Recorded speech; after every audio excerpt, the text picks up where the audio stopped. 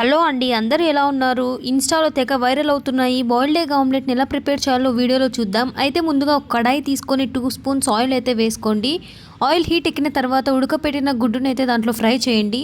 ఆ ఉడకబెట్టిన గుడ్డు అనేది రెడ్‌గా ఫ్రై అయిన తర్వాత దాంట్లో మనం 2 గుడ్లనైతే పగలగొట్టుకొని దాంట్లో అయితే వేసుకోవాలి. వీడియోలో చూపించిన విధంగా అయితే ఫ్రై చేసుకున్న తర్వాత 2 గుడ్లను పగలగొట్టుకొని అయితే ఆ కడాయిలో వేసుకోండి.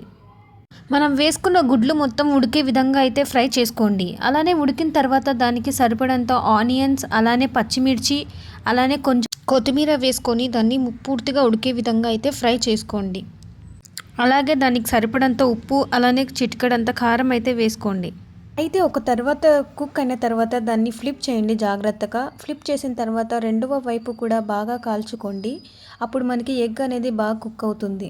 అయితే ఈ రెసిపీని ఎంతమంది ట్రై చేశారో కామెంట్ సెక్షన్లో కామెంట్ చేయండి. అలానే దీని టేస్ట్ ఎలా ఉందో చెప్పండి. నాకైతే ఇది టేస్ట్ నార్మల్గానే అనిపించింది.